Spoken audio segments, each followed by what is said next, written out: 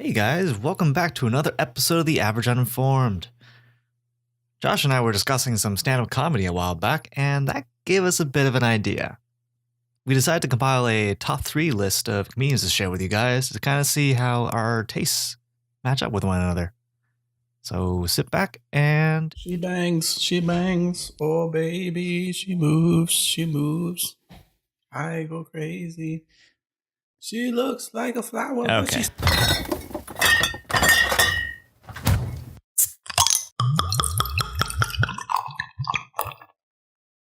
That's so strange though. I can't remember the last time I've had to actually put in a phone number that I'm texting. Especially for Right? someone that I know. Okay, this is what I wrote. Are you sure? I'm already in the car. Just need to get gas and maybe some Fritos. You want Fritos? I don't got a lot going on in my life.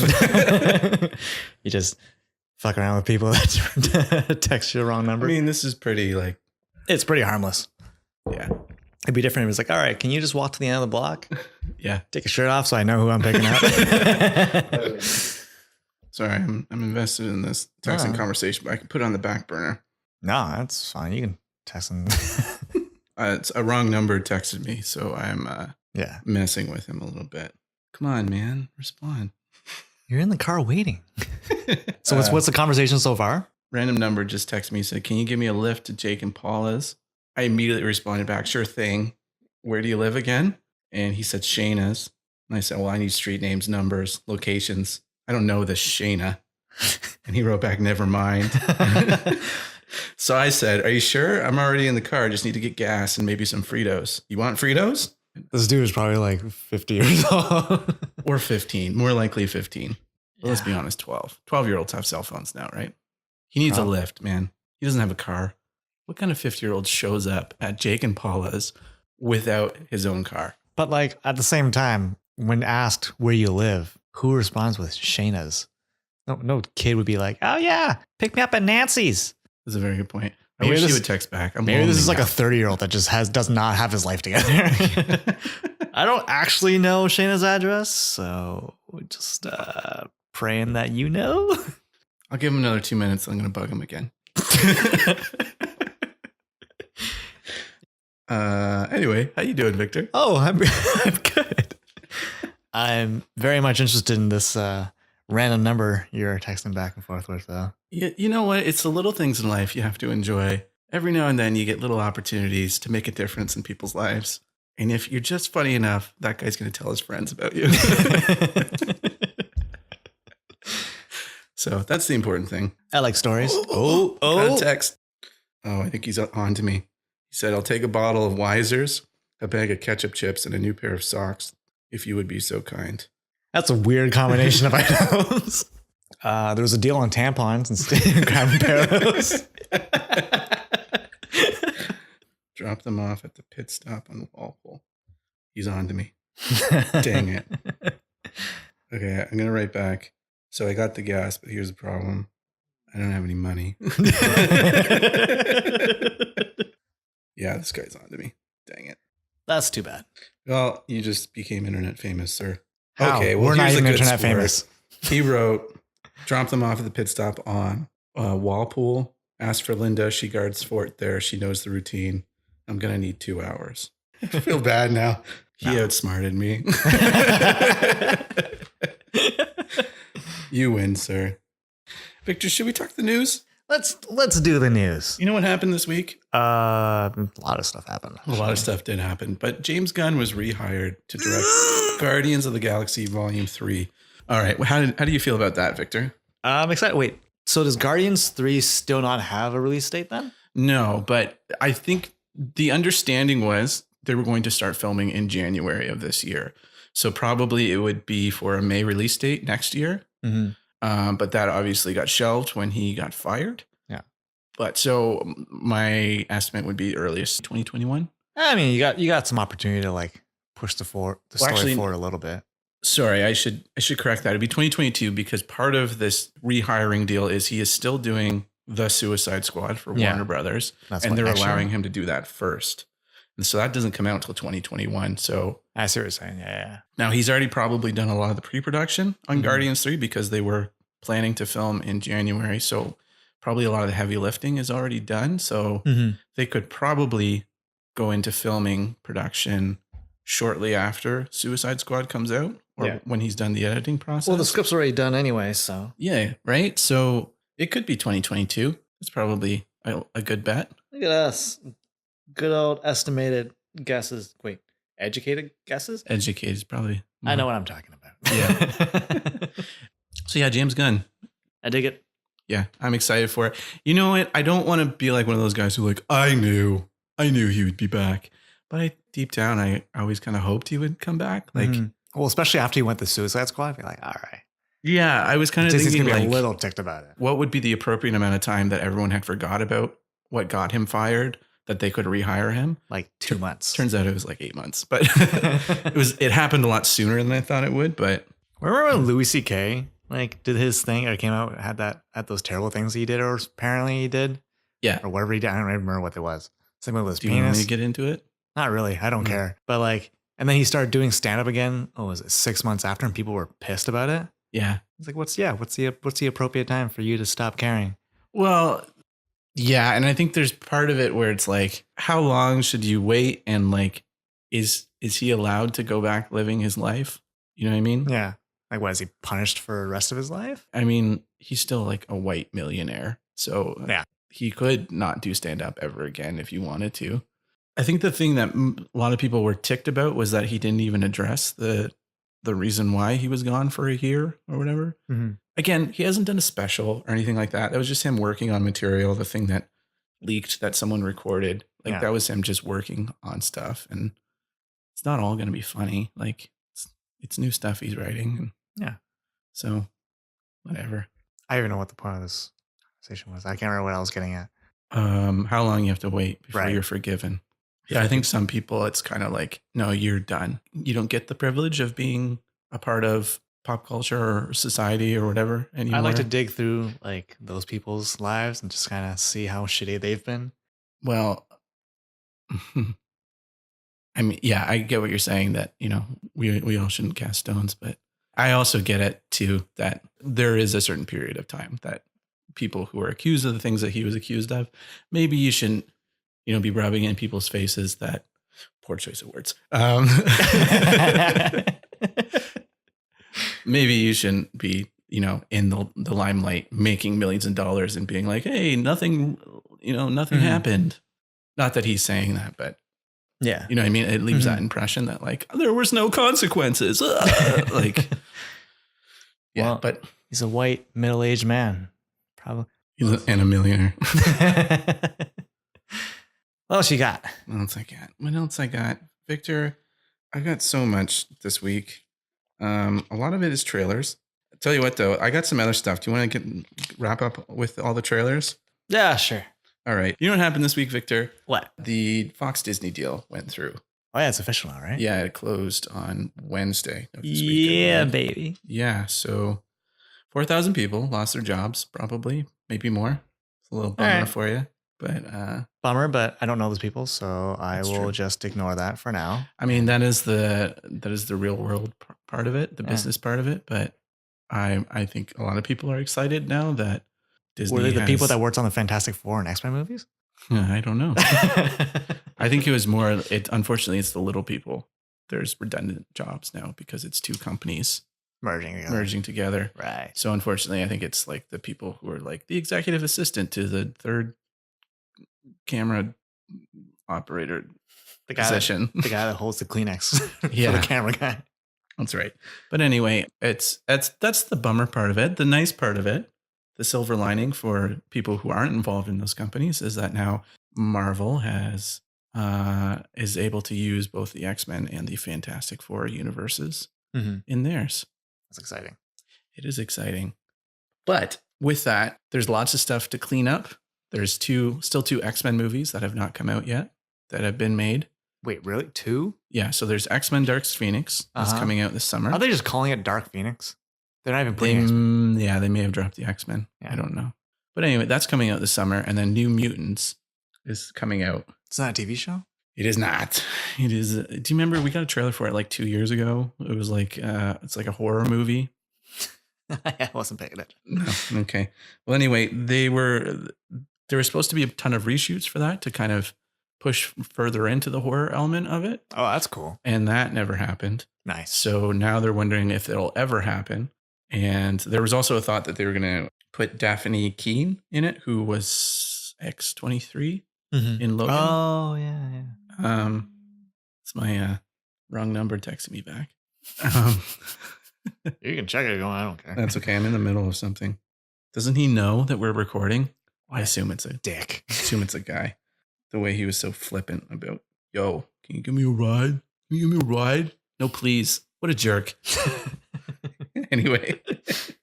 So yeah, she may have been added, but now they're thinking that New Mutants would just end up on Disney Plus or Hulu after the merge. Like it will never end up coming out theatrically. That'd be a safe way to do it. You still make some money off of it, but not confuse the audience with, is this part of the MCU or? Yeah, I don't know how it works with streaming, like how they actually make money off of stuff. But yeah, because technically they don't have any ads on there anymore. I'm not sure. I know some of them do have ads, and it's where they put them, but I don't know. Anyway, but also there's like all this old producing contracts that they have to go through. For example, Lauren Schuler Donner, she gets an executive producer credit on any X-Men movie that's made, even if she's not involved in it. Oh. So they have to kind of go through those contracts. And the thought is maybe that Simon Kinberg was part of it too. Anyway, so it's like there's lots of stuff to go through. So it's not like you're going to see a tease for the X-Men at the end of Endgame. Yeah, probably not. No. So don't get your hopes up. It is going to be a while before we see these characters pop up, I think. Like a phase 5 or 6 thing? I know they're not going by phases anymore, but I'm just going to I wouldn't say that. I would say maybe phase 4, but probably not for a few years. So they would be at the tail end of it. All right. Fair. I dig it. What's that? Do you hear that? I do not. I thought I heard something. I thought you were leading into something else, but. Oh, I am. It's Dune. God damn it. Oh.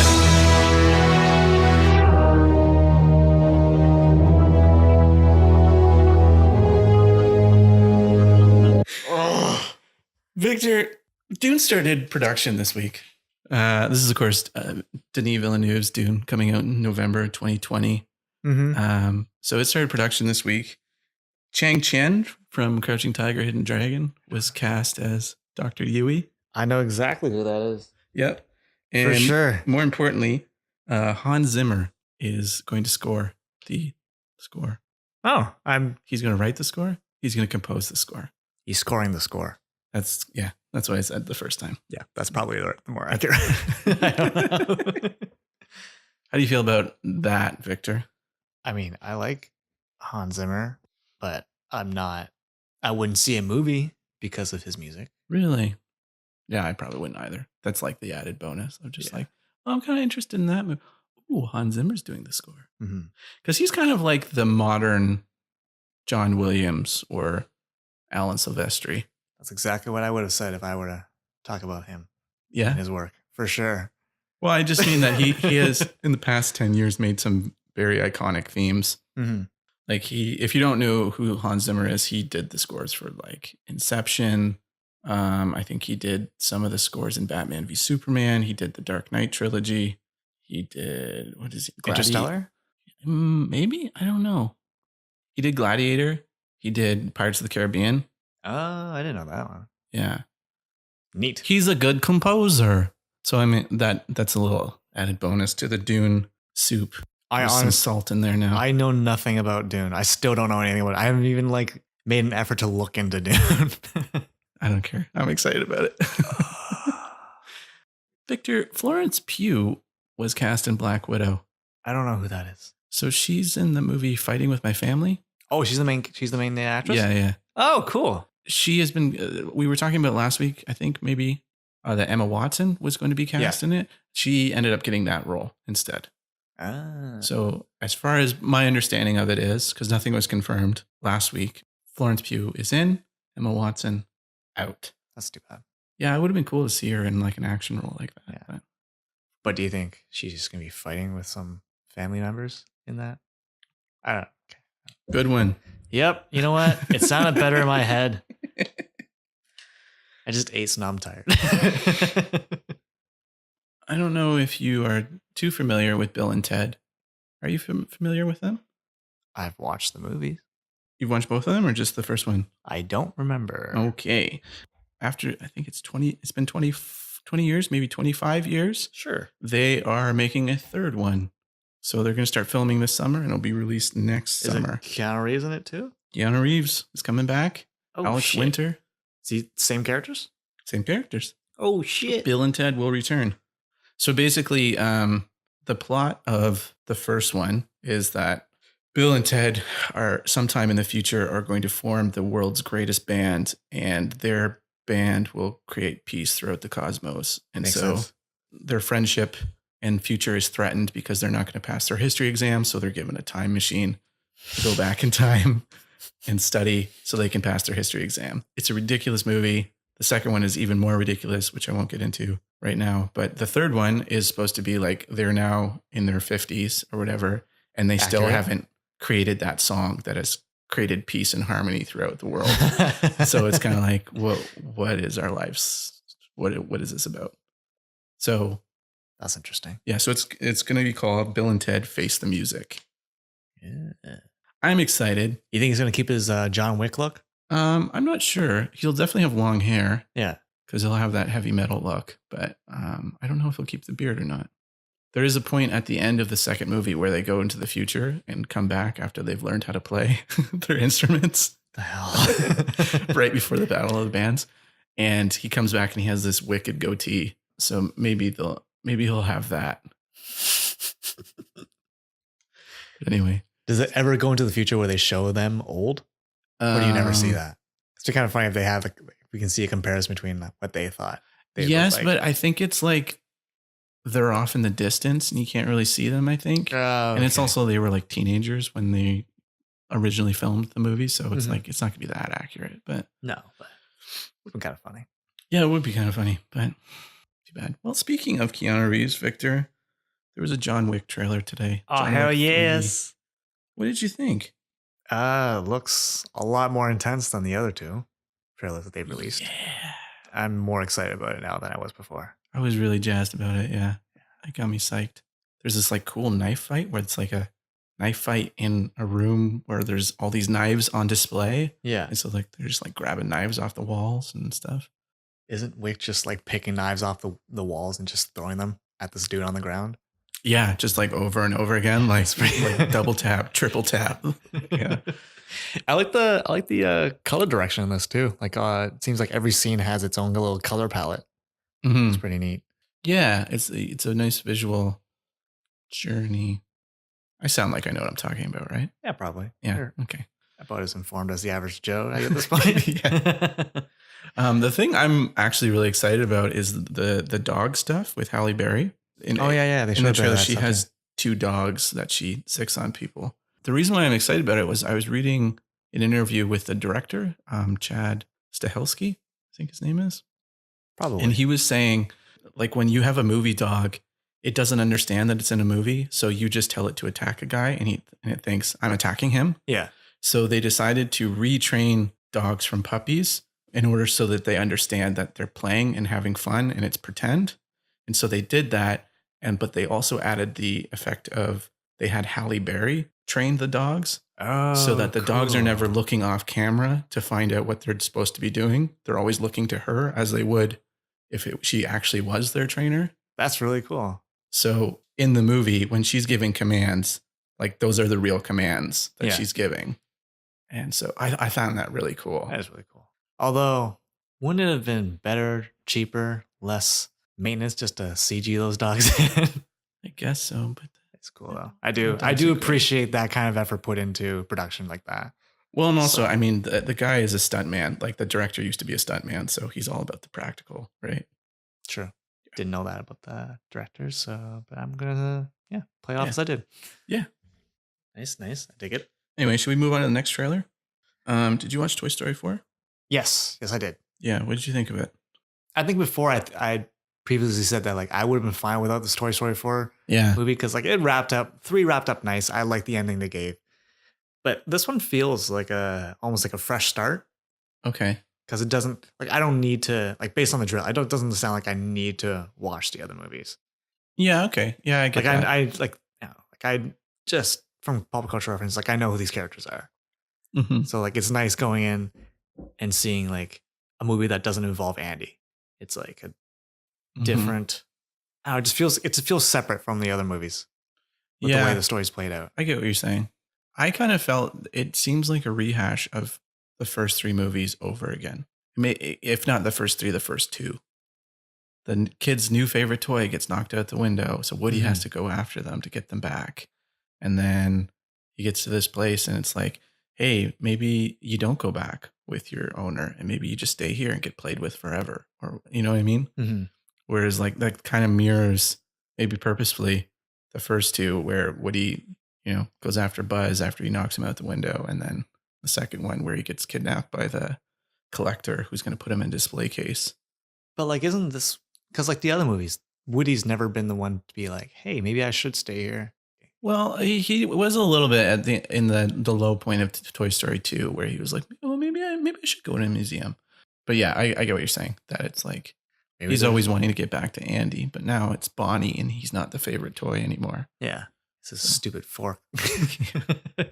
So yeah, I kind of agree with you where it's like I don't need a fourth one, but Pixar has always been, well, I guess they're kind of hit or miss with their sequels, but they've always been spot on with their Toy Story. Mm-hmm. So they haven't completely lost me. Yeah, that's what I'm saying. They have me on the goodwill of the other three. Mm-hmm. Yeah, I don't know. Like I think it looks good. Yeah, I don't have any other thoughts. Not me either. We'll see as it gets closer. I'm sure. Wait, when's the release date for that? I don't know. I think the summer. Oh, okay. Yeah, we'll get a few more trailers before then. Yeah, probably at least one. Speaking of the summer, Stranger Things 3 had a trailer this week. I watched that trailer once. I'm unsure how I feel about it, actually. Oh, yeah? It's there's a lot going on.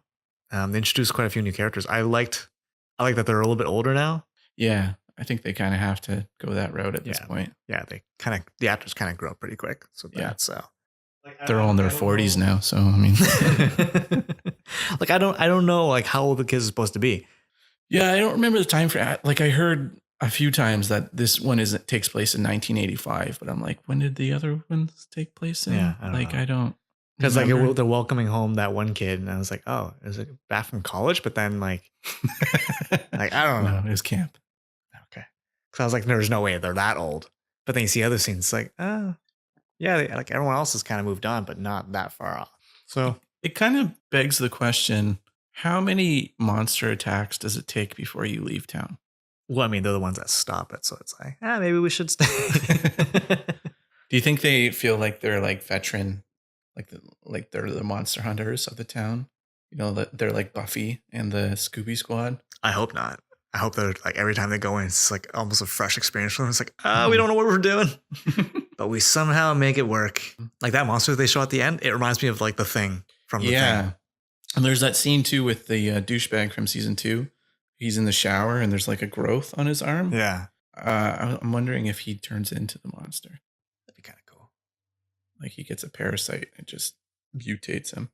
Although I don't know, I'm hoping they won't go the route with like, oh, it's a thing from the Upside Down and it's infecting someone. Mm-hmm. We did that for season 2. Yeah. I'm over it. I'm rather have something different. Well, you know what? At this point too, like I'm invested in these characters so much that I don't really care about the monster part of it anymore. Like I'm just like, yeah, I like if there was no monster in it, I'd be like, yeah, that's fine. I'd rather just see these kids growing up at this point. Like, yeah, I like them all, and there's conflict there because even in the trailer, it seems like they're going to put in like kind of the conflict of like some of the kids are growing up a little bit faster than the other kids, and the younger ones want to kind of keep it the way it was, and the other ones are moving on to girls and motorbikes and I don't know. I'm cigarettes. Sick of pedaling around town like a child. Yeah. I'm looking forward to it though. Like, how did you feel about the second season? I liked it. I didn't have the urge to like finish it as fast as I did season 1. There's a lot of things I liked about it. Like how they did the that little secret organization thing. I like that. I like that 11 was back. I like that she was kind of kept secret, and I liked her little journey throughout it. I really enjoyed season 2, and it wasn't until like I think we watched it over a weekend, maybe a week or something like that. I can't remember, but it was like the reviews for it started coming out, and people were like, "Man, it wasn't as good as the first one." And I was like, "Was it not? I kind of enjoyed it." Like I was kind of surprised that people weren't enjoying it as much, but I will say, I think I told you yesterday that like season 2 has like the coolest imagery for like any TV show I've seen though. For that, the big like spider upside down thing, like the big, that's the kind of big like band. that you only see like the silhouette of in the thunderstorm clouds. Mm-hmm. Yeah, That is pretty cool. Yeah, I think we'll probably do a Stranger Things episode when it comes a little bit closer, right? Yeah, I don't see why not. Yeah, so we'll talk more in depth about it in the future. But I think there's only one more trailer left to talk about, Victor, and then we can move on to our topic. Do it. The Once Upon a Time in Hollywood Oh trailer. yeah. Have we seen a movie with those two together? Brad Pitt and Leonardo DiCaprio? Yeah. I don't think Those so. are two pretty big actors put together. Yeah, not that I can think of. Nothing comes to mind. This is Quentin Tarantino's 9th movie. He's labeled it the 9th. It's really his 10th. He's counting Kill Bill as one movie. Oh, I see. Because he has this whole thing where he said, I'm only going to make 10 movies in my lifetime because after that, it's going to be crap. And so now he's just getting closer to his 10th movie. He's just combining. Kill Bill is one movie. And then like, a few years down the road, after he makes his 10th one, he's going to like, you know what? Actually, Pulp Fiction and Reservoir Dogs, they're all one movie, I mean, it would make sense if they kind of filmed the movies back to back. But yeah. Well, they did with Kill Bill. So did they? Yeah. I thought the third one was like a couple of years in between. There was only 2. What the hell am I thinking? I don't know what you're thinking, Victor. Maybe The Hobbit. I bet you it's The Hobbit. Yep, they're very similar. So I see. I loved it when Bilbo went into the Japanese restaurant and was just killing the crazy 88 gang. Anyway, Once Upon a Time in Hollywood, Victor. I dig it. Yeah, I still really understand what the movie's about, but I mean, I like the actors in it. Yeah, it was enough to be like Quentin Tarantino, Leonardo DiCaprio, Brad Pitt, Margot Robbie. I'm in. Yeah, done. I really liked the ending tag where the girl goes up to him and it's just like, that was the best acting I've ever seen in my life. The greatest effing note. Oh man, that made me laugh. I watched it, I think twice or 3 times, maybe. Every time I'll laugh at that line. When does that come out? July. Let's just assume they all come out in July. All right. Anyway, that's it for the news this week, Victor. Should we check up on our texting conversation? Yeah. What has old? Let's see what he had to say. Yeah, I said I don't have any money, or I said I don't have any money. So he said, sure, how much? I only have a Visa. You'll have to buy several scratch tickets and hope for the best. No cashback option, unless somebody's grandma will lend the 2 of us. How's that sound? Dang it! I wanted to be the funny one here, and he's better than me. Yeah, I don't know how to end this conversation. I should just tell him Jake and Paul are dead.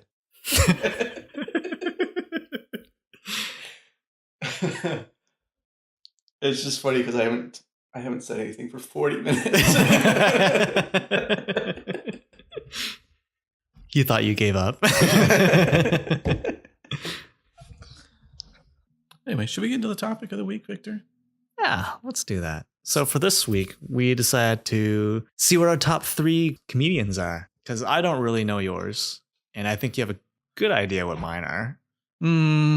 Rough idea. Well, you know what? Yeah, I find too that I have a very specific taste, and I find that often people will hear one of my favorite comedians and go like, "Oh, if you like them, here's this guy," and they are way off. I don't know where I was going with that, but for my list, I wouldn't say these guys are like the best of the best, and I wouldn't say some of them are most people's choices. But like, if I kind of went about this as if I had access to every comedian and they had a show playing, and I could only pick 3 that I would go to. I chose based on that. Yeah. Okay. Do you want to just talk about other comedians that you like as well? Like before we get into it, like maybe comedians you used to like? Yeah, sure. Actually, I'm gonna. Like I'll start us off. When I was a kid, I was really into Bill Cosby. I actually saw Bill Cosby live. He came to my small hometown at one point. This was obviously before everyone knew about the raping. So yeah, I used to really like him, and he has kind of been the only person from this Me Too movement where I have a really hard time separating the art from the artist. Mm-hmm. Like I think, which is unfortunate because he was very funny. Yeah. And like he also did a lot of great stuff, not just for everyone, but for, you know, like Black comedians and Black artists and stuff like that. Like I heard somewhere that he provided the speaker system for Martin Luther King, and he was doing a speech somewhere. I think it was the actual "I Have a Dream" speech. Oh. So like there's stuff like that where you're just like, oh, I am really torn about this. But yeah, I can't listen to his stuff anymore. I used to really like him. Yeah. Well, that's too bad because like it's the same thing. Like one of mine is like that's not my top 3 is Louis C.K. Like I love his work. I think his style is very interesting. Like I like his take on stuff, certain situations. But it's like I don't know. Like I understand that he's done some shitty stuff, but like I'm not here for the person. I'm here for his work. Well, yeah, I get that, but But if you can't separate, then it kind of sucks. It kind of drags down the other portion, right? Yeah, and I mean, we talked a little bit about Louis C.K. at the beginning of the episode, but he would probably be one of mine too. I really like him as well, but it's also his comedy was already kind of perverted. You know what I mean? So it's not like a big leap for you to go like, yeah, well, he's a pervert in real life too. Yeah. Like, whereas Bill Cosby was very much like, he was very clean. He was probably considered to be like one of America's dads, you know, like, yeah, that's a big jump. and to be like, oh, by the way, your dad was raping people. So yeah, so I kind of get your argument, but yeah, Bill Cosby is one that's really hard.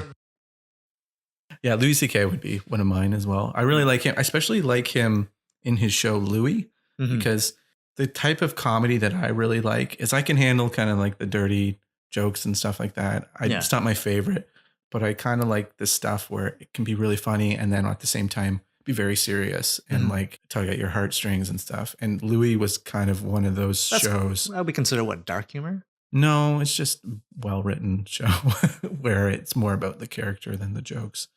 I wouldn't consider it like Louis would be, some of his humor is dark humor, but the fact that like some of it is very serious is not considered dark humor. Yeah, I liked him a lot. Mike Birbiglia is another comic I really like, who just caveat is not a pervert or rapist. I just like him. Yeah.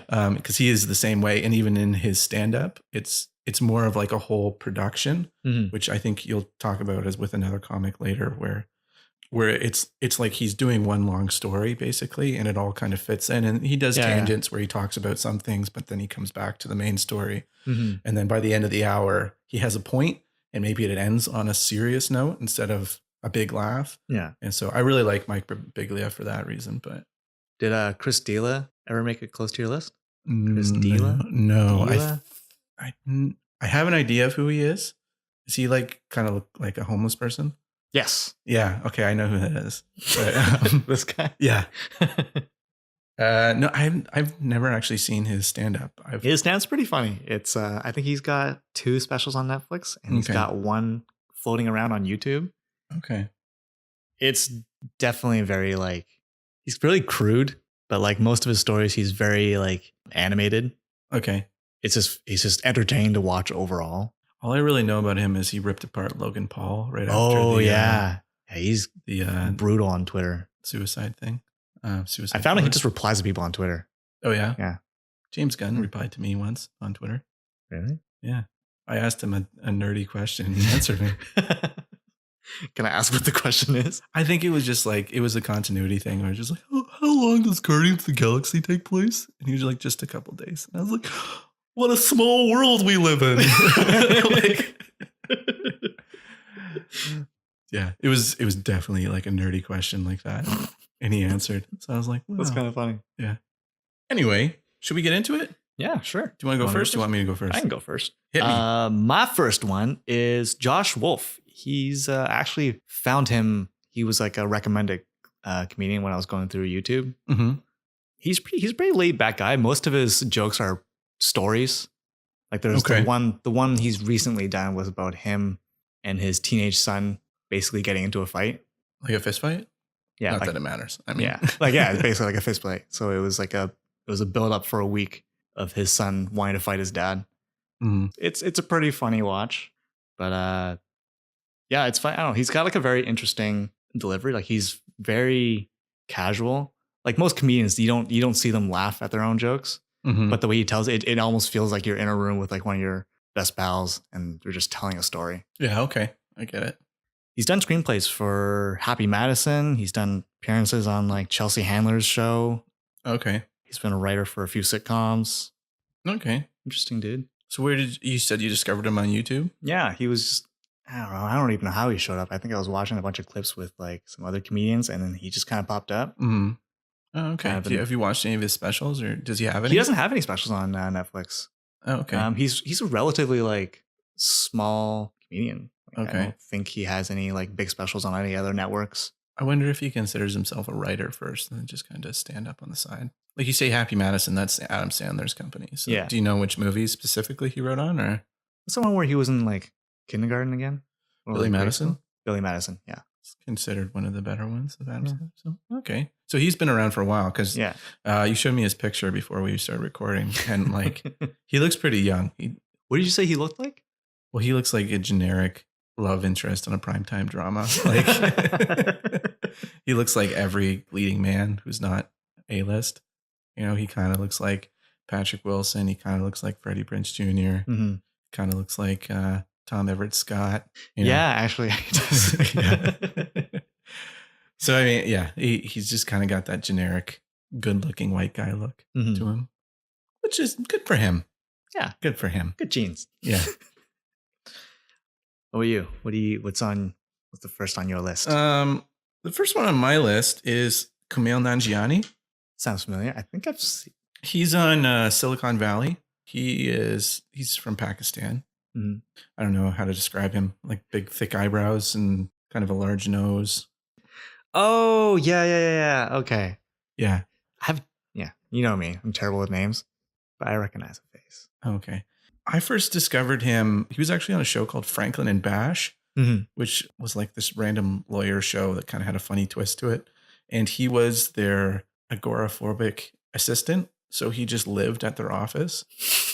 And he was pretty funny in that. But like every time I liked him in that show. And every time I would see him in other guest spots on TV shows or movies, I'd be like, oh, it's the guy from Franklin and Bash. Then he got onto Silicon Valley, which is a pretty successful show. I think it's going on like 6 seasons now or something. I've watched a bit of it. The show's pretty funny. Yeah, it is pretty funny. And he plays a pretty funny character on it as well. And then I started listening to Harmontown, the podcast that Dan Harmon does, creator of Community. Okay. It's just a random podcast where he just gets up on stage in front of an audience and just talks about stuff. Mhm. But then they started playing Dungeons and Dragons for the second half of their show. Oh, cool. And Kumail Nanjiani just happened to be guesting. And so he kind of became a frequent guest star and would join them in their Dungeons and Dragons thing. But the thing that made me laugh so much was none of them know how to play except for their dungeon master. Yeah. And so the dungeon master just wrote up characters for them all. Yeah. And so he let them all choose their names. And Kumail chose Chris de Burgh, the writer of Lady in Red, like that song. Just random. He was just like, so he's also a rogue who sneaks in and steals stuff, but he's also the singer-songwriter Chris de Burgh. And so that was just like the callback joke of all the time. Anytime they had a moment where they're just kind of sitting around and talking, he would be like, remember when I wrote Lady in Red? So the reason I like him, though, is he grew up in Pakistan until I think he was about 14 or something like that. Maybe. No, that's not true. I think he came to the States for college. So later on. So he has this interesting perspective of growing up in a third world country, but he's also like a huge geek. So he is constantly kind of referencing video games and movies and stuff in his stand up. And I like him because he's not, I wouldn't call him clean, but he's like not crass. Mm-hmm. You know what I mean? Yeah. He also had a podcast for a while called the X-Files Files. I've heard of that. He just broke down each episode of the X-Files with a friend each week, and he would get different guest stars and stuff. And I'd listen to that. he stopped doing it because he became like a pretty big movie star. I don't need this garbage. Just didn't have time for it anymore. But if you're curious at all about him, he wrote a movie with his wife called The Big Sick, which actually was nominated for an Oscar for writing. Ew. And so basically the movie it tells the tale of like the first year of his relationship with his wife. Like it's based on their lives. Oh, okay. And so it's about him being the son of two Pakistani immigrants wanting him to marry like in an arranged marriage. And meanwhile, he's secretly dating this white girl who's not Muslim. Mhm. And then at the same time, he kind of he breaks up with this girl. And then like a week later, she falls into a coma. And then so he kind of feels like, because it's still kind of fresh, he still feels called that he should maybe be at the hospital with her. And so he's kind of stuck in this awkward situation of where he's meeting her parents for the first time and they know about the breakup, and like he's playing a version of himself. So he's still a stand-up comic and trying to make it as a stand-up comic while dealing with his ex-girlfriend being in a coma, meeting the parents for the first time, and his parents wanting him to marry some random Pakistani woman that they've chosen for him. So it's full of like awkward comedy, and his character in it is the type of character who makes terrible jokes at the wrong moment. Mm-hmm. And so it's really great, funny movie, and it also has a lot of heart to it as well. When did that come out? I want to say last year, maybe 2 years ago. It sounds familiar. Yeah. It kind of came out right as I was getting into Kumail Nanjiani. And so it was just like, oh, and he's in this movie. And the movie's actually kind of great. So it worked out. He only has one special. I think it's called Beta Male. I'm not even sure if it's video. I think it's just audio. Where would that be posted? iTunes. Anyway, that was Kumail Nanjiani. I dig it. You got another one? I do. Have you heard of Bo Burnham? I have heard of Bo Burnham. He's got 2 specials on Netflix right now. I think one is called What? You're right. And the other one is Make Happy or Be Happy? I think it's Make Happy. Make Happy. I think you're right. That sounds right. First time. I think he actually started. I think he's done a bit of writing here and there. I couldn't find any information on that, but he's really young, right? He's like 28. I think he started off like a big celebrity on Vine. Did you ever get into like Vines? Not really, but in retrospect, I've seen some of his Vines in like the like best Vines on YouTube or whatever. I think is one of like his more well-known ones is that like I think he says my puns aren't just bad, they're terrible, and he like rips out a piece of paper that says my puns on it. Yes. And that might have been the first one I saw, and then I looked him up a little bit. Mm-hmm. Oh, I forgot about Vines. They're so good. Yeah, well, they're dead now. Yeah. But his comedy delivery is actually really interesting. It's very different from like I haven't seen another comedian do it, but he's very musical. Mm-hmm. Like he jumps between the piano, he has a guitar, and like he kind of sings his jokes. Yeah, and he has he meticulously prepares everything. Mm-hmm. Like even like the walking from the piano to back to the microphone or whatever. Like he's planned out how to make that funny or how to use up that time. Like almost everything is like scripted. Mm-hmm. At least in the 2 specials I've seen. Like I don't know how his normal comedy shows are, but they're very interesting in that sense. And like he's very quick-witted. Yeah, you know, like he's got. People ask me to describe him. Like I'd say he's like the comedian with like ADHD. He's very like sporadic with his jokes. Like it's not like a comedian where he just kind of like all his jokes kind of lead into this one timeline of a story. Mm-hmm. It's like everything's just. It's all kind of like short jokes. But and I think the focus is probably more on the music, right? Would you agree with that? I'd say it's like equal parts music and equal parts like, yeah. I would even call him more of an artist than a stand-up because like he, at least with one of the 2 specials, he ends it in a way where he's kind of bearing his soul a little bit. You know what I mean? Like he's kind of, it's in a funny way, but he's talking about how he actually feels as an artist, about how he kind of is always just throwing out all this energy to the crowd and sometimes gets nothing back. And I mean, I could be misremembering the message of it, but like it just kind of has a more introspective than most comedians get. You ever heard of the movie Eighth Grade? Yes, he wrote directed that. it. Yeah. Yeah. I haven't seen it yet, but I've been looking forward to seeing it. That was on my list for like movies to watch last year. Mhm. I never got around to it because I remember like seeing his name attached to it, and I'm thinking like, okay, that could be. I heard it was fantastic, and a lot of people were like, "Why was not nominated?" Oh, so good to know. Yeah, he's also in The Big Sick. Is he? Yeah, he plays one of Kumail's friends. He plays a comedian called Bo. Oh, you think he plays himself? Yeah. That was my action. He's also ridiculously tall. I think he's like Yeah, he's like Very, 6'5" very or tall. something like 6'5", Yeah. 6'6". Yeah. Ridiculous. Okay. Well, speaking of ridiculously tall comedians, my second pick is Kevin Hart? Nope. It's Pete Holmes. Oh yeah. He's He's like 6'6" as well, but he has like he kind of has a dumpy figure at the same time. yeah, he's got a strange look about it. Yeah. Like he's very tall, but then he kind of has lady hips. Mm-hmm. He looks like he has never worked out. Yeah. Like not even like, well, maybe I should do some push-ups. Like he's also described himself as a lesbian Val Kilmer. Anyway, I really like Pete Holmes.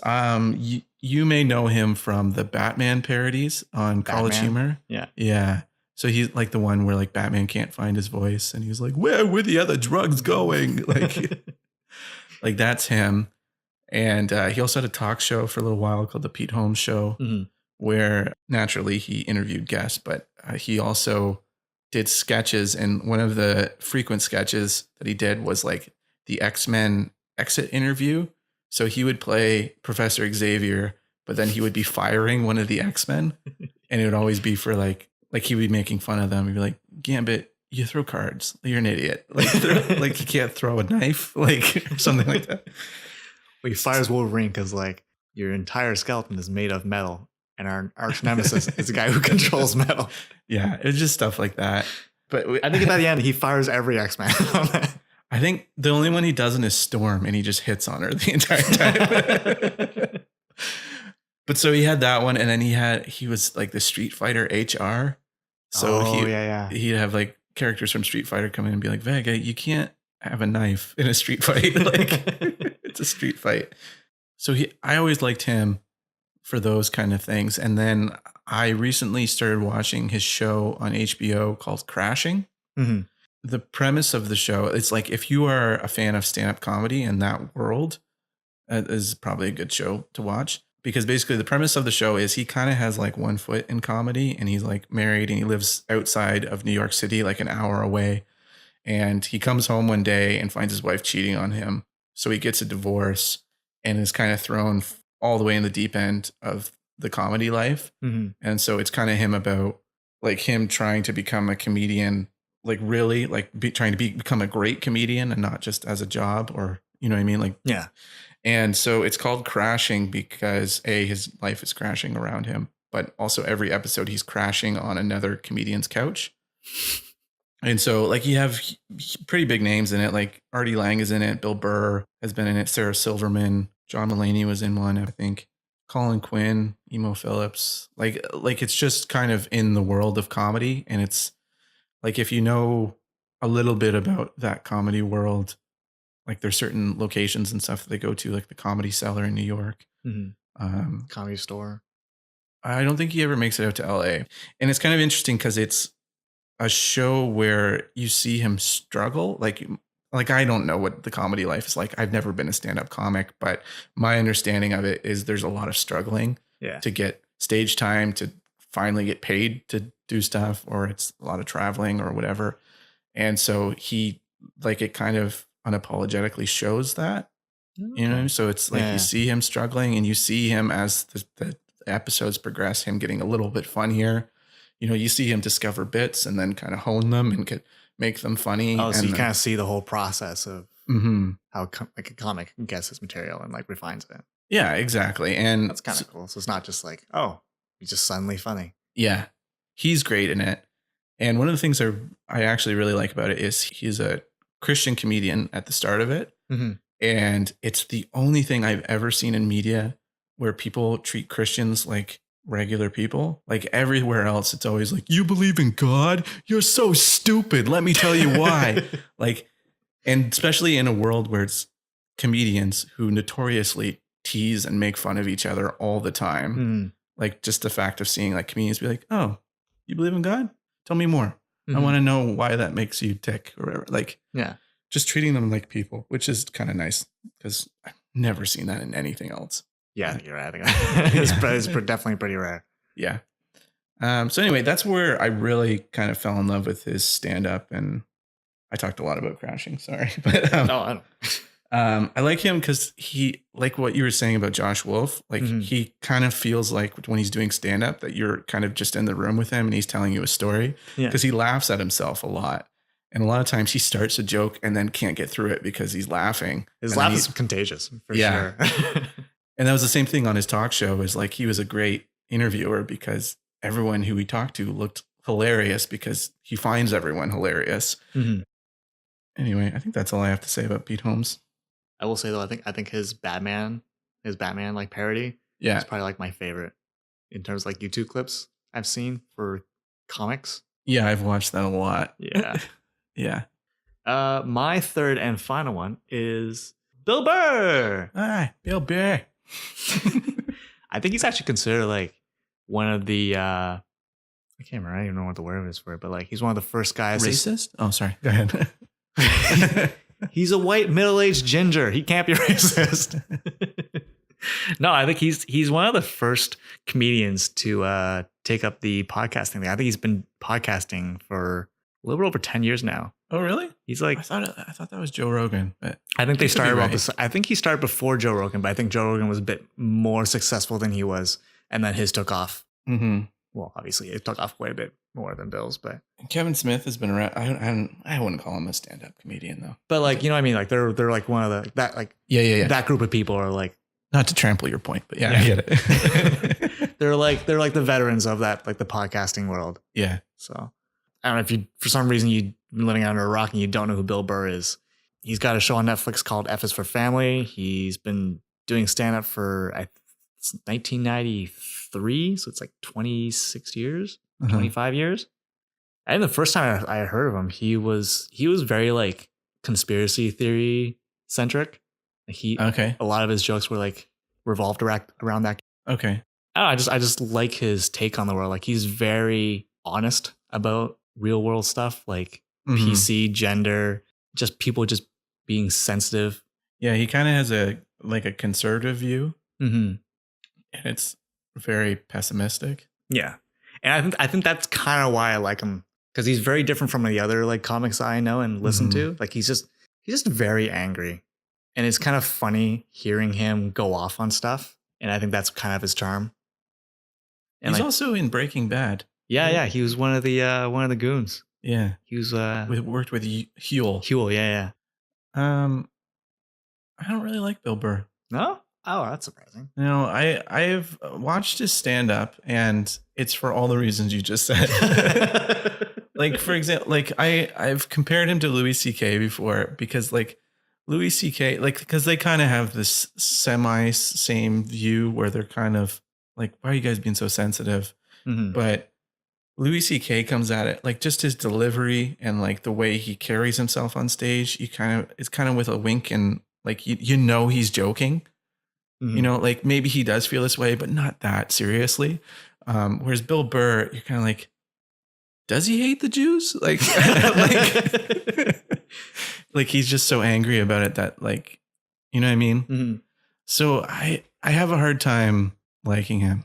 Yeah, if it wasn't for listening to his podcasts, like I just assumed that he hated everyone and like he was serious about it. And for the most part, I think it's mostly true. But like he said multiple times, like he doesn't actually mean the things he says.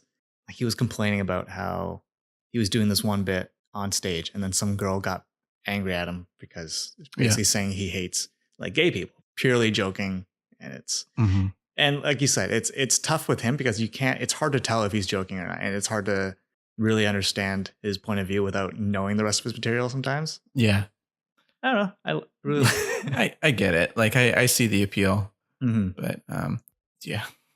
I think I've seen him twice live now. Oh, okay. You've actually seen him. Yeah, once in I think Hamilton, and once in Toronto. In Canada. Okay. Yeah. For those of you who are listening outside of Canada, those are Canadian cities. But he just recorded another special over in the UK, so I'm looking forward to that. I'm hoping it's not the material I saw at the last time I saw him. Mm-hmm.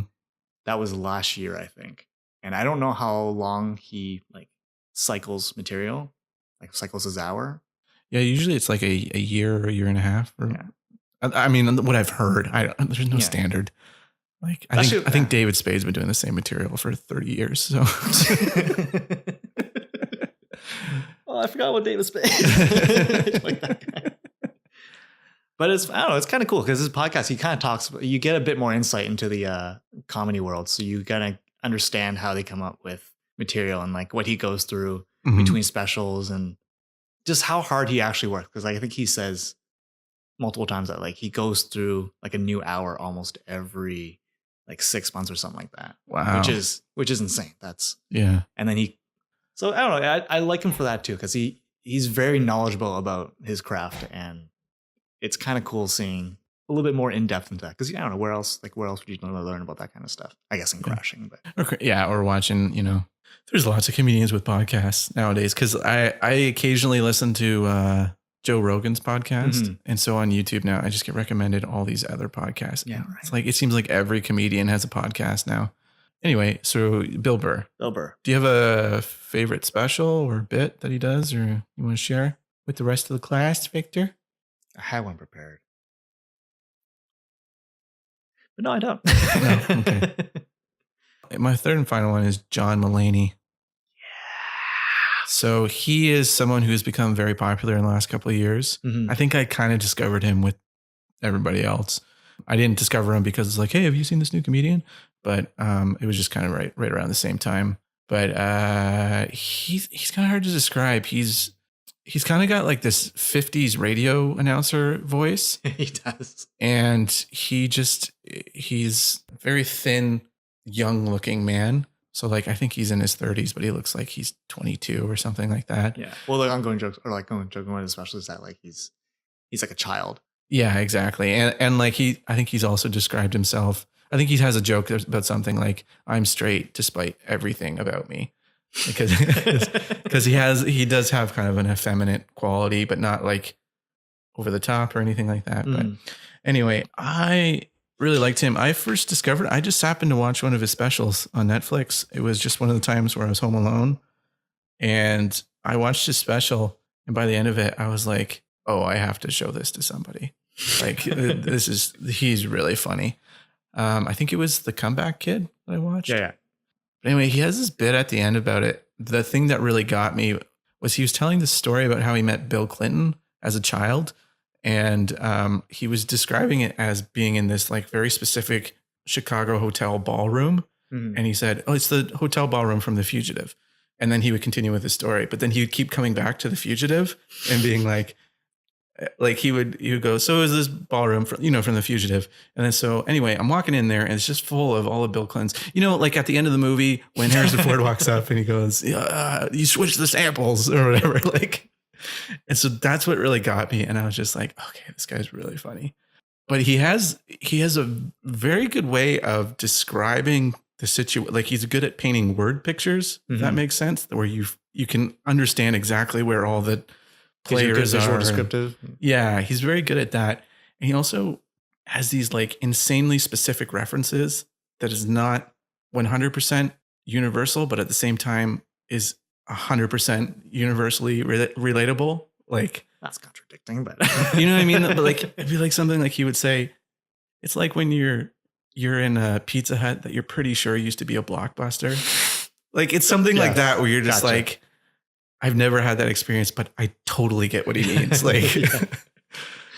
So he was a writer on SNL for a long time. And so he famously co-created the character Stefan with Bill Hader. So Stefan was the Weekend Update correspondent who would come in and tell you about New York's hottest clubs. Yeah. And so apparently he wrote most of those with Bill Hader, and he would constantly be changing the references at the last second just to make Bill Hader laugh. Mm-hmm. Again, those are like very specific examples of like a bunch of I can't think of one off. I'm not John Mulaney, so I can't think of one off the top of my head. But so yeah, he's just really funny, and he's just kind of suddenly become very famous in the last couple of years. I guess Deservedly so, I think. Sorry? One of the benefits of like those Netflix specials, eh? Yeah. It like spreads really quickly because I think that was about the same time I discovered him too. Mm-hmm. But yeah, he's kind of become like the millennial favorite. I just really like him. For those of you who are not into stand-up comedy, he played Spider-Ham in Into the Spider-Verse. So you kind of get an idea of what his voice sounds like. I think he changed it a little bit for Spider-Ham, but it's basically that. And that character fits his personality pretty well too. Yeah. Yeah. That's all I really have to say about him. I don't really have like his specials are New in Town, Comeback Kid, and Kid Gorgeous, which he just won an Emmy for. Oh, really? Yeah. And then I didn't realize he had 3 specials. Yeah, he has 3 and then 1 audio one, which has my favorite bit on it, where he and his friend went to a diner and put on What's New Pussycat 11 times on the jukebox. I won't spoil it for you. Just Google John Mulaney, What's New Pussycat. But it's pretty funny. Anyway, that's all I really have to say about John Mulaney. Yeah, so that's our top, between the two of us, top 6 comedians. Yeah. No women in our list, Victor. I don't know. I felt a little bad about that because like I tried to keep my list pretty varied, but like it has nothing to do with like the gender, but like I just don't really seem to connect with like female comedians because like I've been recommended a few like Ali Wong. Well, I'm bad with names, so you know me. Amy Schumer. I don't know. I don't like Amy Schumer. Yeah, I don't know. I find her jokes are a little bit flat.